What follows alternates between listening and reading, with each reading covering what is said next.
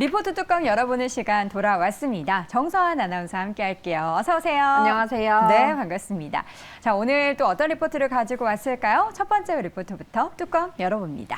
네, 첫 번째는 LS 뚜껑부터 열어보도록 하겠습니다. IBK 투자증권에서는 자회사 가치가 지주로 수렴되었다면서 목표 주가 10만 원을 유지했습니다. 네, 첫 번째 LS 확인해 볼 텐데요. 오늘장 상승 흐름 유지하고 있습니다. 현재 주가 2.37% 오른 6만 9천 원 기록이 되고 있는데요. 자회사 가치가 지주로 수렴. 그러면 뭐가 중요하다고 우리가 생각을 해야 되는 거죠? 아무래도 이러한 자회사의 실적이 중요할 텐데요. 이 실적은 아무래도 수요가 뒷받침돼야 합니다. 그러한 배경이 중요할 텐데 최근 인프라 투자 확대 소식이 잇따라 들려오고 있습니다. 오늘 전해진 대규모 투자 금액만 하더라도 300억 달러가 넘었는데요. 제가 기사 타이틀 사진을 한번 준비해 봤습니다. 먼저 산업통상자원부에 따르면 이 풍력 터빈 제조 세계 1위 기업이죠. 덴마크의 베스타스가 3억 달러 투자를 신고하고 또 여기에 아시아 본부를 한국으로 검토한다라는 소식이 밝혔습니다. 그러니까 풍력 쪽에는 또 3억 달러의 투자 소식이 들려온 거고요. 잘 아시다시피 지난주부터 계속해서 들려왔던 UAE 모멘텀 300억 불을 투자하면서 오늘은 또 원전된 관련주가 들썩이고 있습니다. 사실 이전에는 앞서서 작년에는 또 네옴시티라는 사우디아라비아의 억 단위의 또 투자 소식에 관련 기업들이 들썩이고 있는데요. 이렇게 대규모 투자, 인프라 건물 공장들이 올라가려면 이곳에서 또 필수적으로 함께 깔리는 게 바로 전선입니다. 이 때문에 이러한 분석과 해석이 관련 기업들도 함께 오름세를 보이는 것으로 풀이가 되고 있는데요. 여기에 또 LS는 코로나19로 어수선했던 3년 동안 종속 기업들의 성장이 눈에 띄었다고 합니다. 자회사 차근차근 실적 그래프부터 체크해 보겠습니다. 먼저 LS 전선부터 살펴볼 텐데요. LS 전선은 2조 원대 수주 잔고를 유지하고 있고요. 이 글로벌 전 지역에서 초고압 전력선 이런 수주가 지속되며 실적 개선이 꾸준히 상승세를 보였습니다. LX 일렉트릭 역시 전기차용 하네스라던가 모듈 등 전력 장비를 이렇게 계속해서 생산하며 지속된 실적 상승을 이끌었고요. 이런 주력 기업 외에도 비주력 기업도 역시나 개선을 꾸준히 보이고 있다라고 합니다. 다음 그래프를 통해서 비주력 기업 실적도 체크해 보겠습니다.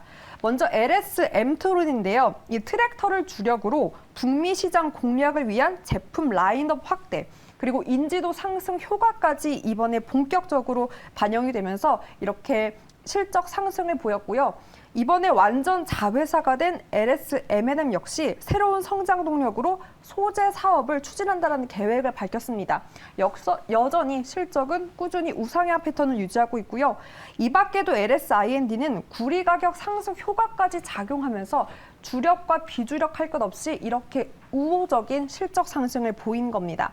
아무래도 사업 환경은 그렇게 우호적이지 않았으나 제품 경쟁력을 기반으로 시장의 점유율을 높였다면서 높게 평가를 받고 있습니다. 네, 이렇게 해서 자회사들의 얼마나 일을 잘하고 있는지를 쭉 봤는데 결국에는 이러한 영향으로 지주사가 뭔가 긍정적인 영향을 받는다라는 거죠? 네, 맞습니다. 이렇게 자회사 중 주력 사업도 경쟁력을 높여가며 실적 상승을 유지했고요.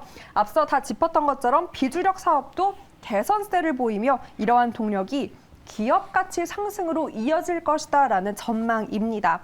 아무래도 주력 자회사 대부분이 비상장이고 성장성도 기대될 수밖에 없으니 사업 구조와 지배 구조에서 지주를 주목할 수밖에 없다라며 다시 한번 LS에 대한 투자 포인트를 강조하기도 했습니다. 네, 이렇게 해서 LS 쭉 확인해 봤는데요. 주가 차트를 보면서 좀 이야기를 나눠보도록 하겠습니다. LS입니다. 최근에 움직임이 계속된 박스권에 갇혀 있는 상황입니다. 주가가 6만 원대 초반에서 한 7만 원대 중후반선까지 박스권 등락을 지금 2달 넘게 진행을 하고 있고요. 사실 낮아진 주가는 아닙니다만 목표 주가와의 상승 여력이 지금 10만 원 제시가 됐는데 40%가 넘습니다. 지금 주가도 보면은 박스권 하단 부근에 있기 때문에 뭐 매수에 대해서 좀 고민을 할 수 있는 그런 부근이라는 생각이 들고요. 계속된 자회사에 대한 기대감 얼마나 더 키울 수 있는지 지켜보면서 주가 추이 확인해 보시기 바랍니다. 첫 번째 리포트 LS 확인해 봤고요. 두 번째 리포트 뚜껑 열어보겠습니다. 네, 두 번째는 CJ CGV 뚜껑 열어보도록 하겠습니다. 역시나 IBK 투자증권에서는 대형 스크린 수요 죽지 않았다라며 하지만 여러 가지 또 투자 포인트들을 반영해 25,000원으로 목표 주가는 내려잡았습니다. 네, 좋긴 하지만 목표 주가를 하향 조정했는데요. 주가는 괜찮습니다. 현재 CJ CGV 주가는 1.36% 오른 18,700원 기록이 되고 있습니다. 사실 CJ CGV 영화관 가면은 이것 빼놓을 수 없습니다. 그렇죠. 사실 알고 보면 이곳이 팝콘 맛집이더라고요. 개인적으로는 핫도그를 더 좋아하는데 영화 수요와 함께 이렇게 매출이 매점 쪽 스낵 부분의 매출도 오르면서 흑자 전환 전망이 나왔습니다. 실적 그래프 통해서 숫자로 한번 확인을 해보도록 할 텐데요. 일단 4분기 예상 매출액은 전년 동기 대비 50% 정도 상승할 것이다라는 전망치가 나왔고요. 영업이익 쪽에서는 20억 원으로 흑자 전환할 전망치가 나왔습니다. 아무래도 OTT 시장 성장에 실적의 개선이 보일 수 있을까 우려했지만 대형 스크린에 대한 수요가 견조했고요. 이에 특별관 중심으로 이렇게 평균 티켓 가격이 상승했지만 관객 수가 꾸준히 증가하면서 실적 회복 가능성을 엿봤습니다. 아시다시피 아바타2도 이 2D보다는 3D, 4D로 봐야 더 재밌다라는 의견이 우세했듯이 티켓 값은 비싸져도 이 특별 상영관, 이에 대한 수요는 여전히 견조했는데요. 이에 대한 뚜렷한 회복세를 보이면서 국내에서만 보였던 개선은 아니라고 합니다. 다음 매출 비중 지역별로 한번 체크를 해볼 텐데요. 이 중국을 비롯해서 전 지역에서 관객 수 회복을 계속해서 보이며 이제 본격적으로 영화에 대한 회복 기세를 보였다고 합니다. 또 여기에 올해 개봉 예정된 주요 기대작으로는 캡틴 마블 2도 꼽혔고요. 미션 임파서블 7 그리고 인디아나 존스 5가 함께 또 기대를 하고 있으니 앞으로의 실적 개선, 본격적인 업황 개선과 회복을 기대해 볼 수 있다라는 포인트를 꼽았습니다. 네. 저는 이제 개인적으로 반반 팝콘 많이 먹고요. 예전에는 팝콘 냄새가 너무 좋아서 영화는 안 보고 팝콘만 사러 갔던 그런 기억도 있습니다. 원래 티켓값보다 F&B 쪽으로 수익을 많이 그쵸. 내는 게 영화관이잖아요. 자, 두 번째 투자 포인트 이어서 볼 텐데 지금 사실 올해 굉장히 기대감을 갖는 이유가 따로 있을 것 같아요. 네, 맞습니다. 사실 뭐 영화관뿐만이 아니라 모든 소비업체가 주목하고 있는 바로 중국 시장인데요. 네. 일단 중국 쪽을 먼저 살펴보도록 하겠습니다.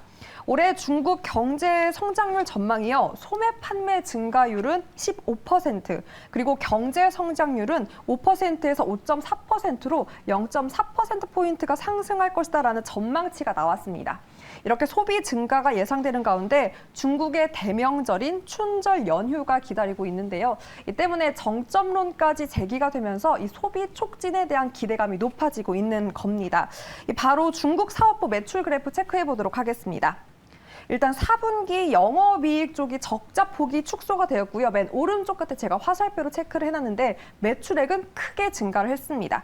이렇게 중국을 포함한 글로벌적으로 매출 회복이 있기 때문에 전체적으로 이 영화관 사업 자체의 본격 실적 턴어라운드를 기대해 볼 수 있다라는 긍정적인 판단이 나왔습니다. 네, CJ CGV 목표 주가 하향 조정한 가운데 상승 여력은 약 35% 정도 나타나고 있습니다. 바닥권에서 일단 리오프닝에 대한 기대감으로 올랐고요. 추가적인 상승을 일단 열어둔 상태니까 추후의 움직임 잘 지켜보겠습니다.